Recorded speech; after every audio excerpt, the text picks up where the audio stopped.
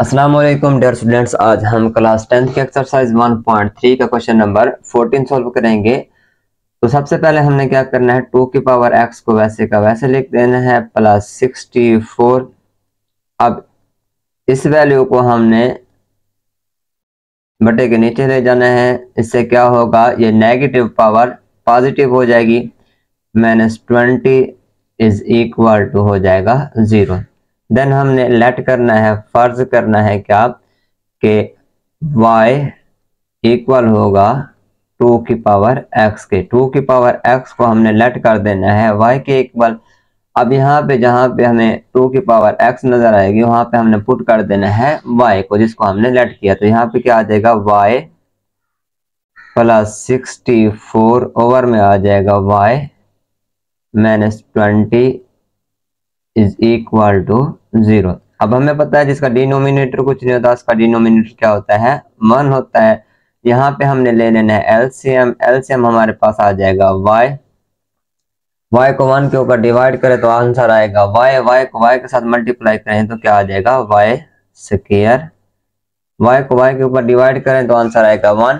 1 को 64 के साथ मल्टीप्लाई करें तो यहाँ पे आ जाएगा 64 माइनस, यहाँ पे अब इस 1 को हमने डिवाइड करना है y के साथ तो आंसर आएगा y को हमने मल्टीप्लाई करना है 20 के साथ तो यहाँ पे आ जाएगा -20 y इज इक्वल टू 0। अब इसके बाद ये y इज इक्वल टू के दूसरी साइड पे जाके 0 के साथ मल्टीप्लाई हो जाएगा। यहाँ पे हमने लिख देना है y स्क्वायर -20y, तरतीब के साथ लिख देना है हमने, plus 64 is equal to 0 multiply by y। यहाँ पे हमने लिख देना है y square -20y plus 64, 0 y के साथ मल्टीप्लाई होकर सारा क्या हो जाएगा, 0 हो जाएगा।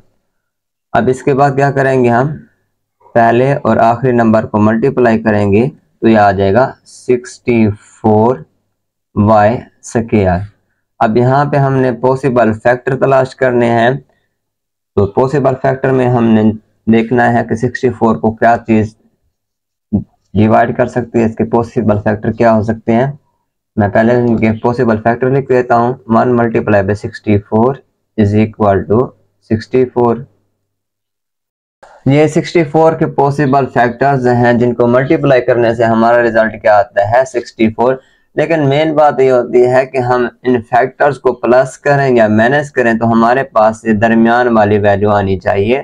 तो हमने ये वाला फैक्टर ले लेना है, हमने लिख देना है y square -4y -16y plus 64 is equal to 0। अब इससे क्या होगा, अब यहाँ पे देखिए -4y -16y मल्टीप्लाई जब करेंगे हम माइनस माइनस प्लस हो जाएगा। 16 को 4 के साथ मल्टीप्लाई करें तो यह आ जाएगा 64, y के साथ मल्टीप्लाई होकर क्या हो जाएगा, y स्क्वायर। अब -4y -16y, अब माइनस माइनस प्लस करेंगे, प्लस लिखेंगे -20y हो जाएगा। तो ये पेयर ठीक है।